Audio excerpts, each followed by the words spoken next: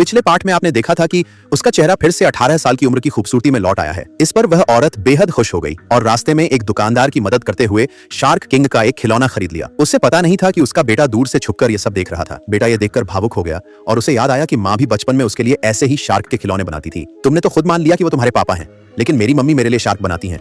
उनके पास ऐसा कुछ नहीं है। अरे तुम तो सच में बना लेती हो। कुछ खाना है क्या? नहीं, मुझे एलर्जी है, मैं शार्क से एलर्जिक हूँ। माँ औरत को इससे अपने बेटे से बात करने का मौका मिल गया और उसने बेटे को अपने पुनर्जन्म की कहानी सुनाई। बेटा सुनकर हैरान तो हुआ, लेकिन अंत में उसने माँ को अपना लिया। औरत ने कहा कि वो अब अपने विला लौटकर थोड़ी देर आराम करना चाहती है, लेकिन बेटा उसे एक बहुत ही खराब हालत वाले किराए के मकान में ले गया। औरत हैरानी से पूछती है कि वो विला में क्यों नहीं रहता, मगर बेटा गोलमोल जवाब देने लगा। तभी औरत ने बेटे के मोबाइल में श्याओ हुआ की सोशल मीडिया पोस्ट देखी, जिसमें साफ तौर पर उनके पुराने विला की तस्वीरें थीं। औरत ये सब देखकर बहुत हैरान हुई और उसने अपने बेटे से पूछा कि तुमने विला में रहना क्यों छोड़ दिया? तब बेटे ने बताया कि माँ, वो घर मैंने छूलियान और उनके परिवार को दे दिया था। जब आप चली गई थी तो आंटी लू ने मेरी देखभाल की। उनके पति उन्हें छोड़ गए थे और अब वो कर्जदारों से बचने के लिए भागे हुए हैं। हर दिन वो लोग लू आंटी और श्याओ हुआ को परेशान करते थे, इसलिए मैंने उन्हें घर दे दिया। फिर तुम खुद क्यों बाहर आ गए? जब मैं 8वीं में था, लू आंटी ने कहा कि श्याओ हुआ एक लड़की है और मैं लड़का हूँ, दोनों का एक साथ रहना ठीक नहीं है। तुम्हारा दिमाग क्या कंक्रीट से बना है? समझ नहीं आता क्या? वो माँ बेटी तो तुम्हारे घर पर कब्जा करना चाहती है। नहीं माँ, ऐसा नहीं है। छूलियान और लू आंटी बस मदद कर रही थी। मदद? कभी देखा है कोई सिर्फ मदद के लिए किसी के विला में 6-7 साल रह जाए? और वो तस्वीरें जो उन्होंने पोस्ट की हैं, क्या तुमने देखी हैं? हाँ, बस कुछ लड़कियों की सेल्फी है। मैंने ऊपर से उन्हें लाइक भी किया है।